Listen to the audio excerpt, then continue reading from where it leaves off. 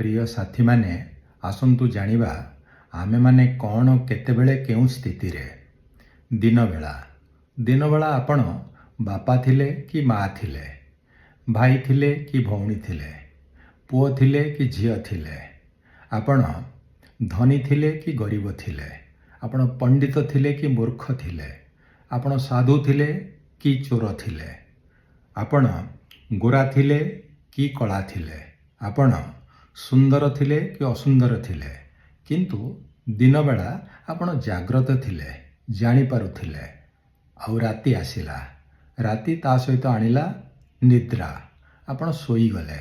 ତାପରେ ଆପଣ ପଣ୍ଡିତ ନା ମୂର୍ଖ, ଧନୀ ନା ଦରିଦ୍ର, ଆପଣ ସୁନ୍ଦର ନା ଅସୁନ୍ଦର, କଳା ନା ଗୋରା, ଆପଣ କିଛି ଜାଣିପାରୁଛନ୍ତି ନା। କାହିଁକି ନା ଆପଣ ସୁପ୍ତ। ତେଣୁ ଏଇଠି ଗୋଟିଏ କଥା ଚିନ୍ତା କରିବାର ଅଛି, ଯଦି ଗୋଟିଏ ଛୋଟିଆ ନିଦ୍ରା ଏତେ ଗୁଡ଼ିଏ ବିଭେଦକୁ ଦୂର କରିଦେଇ ପାରୁଛି, ତାହେଲେ ଚିର ନିଦ୍ରା କ'ଣ ନ କରିପାରିବ? ଇଏ ଗୋଟିଏ ଜୀବନ ଦର୍ଶନର କଥା। ଆପଣ ଚିନ୍ତା କରନ୍ତୁ ଏବଂ ମତାମତ ଦିଅନ୍ତୁ। ଧନ୍ୟବାଦ।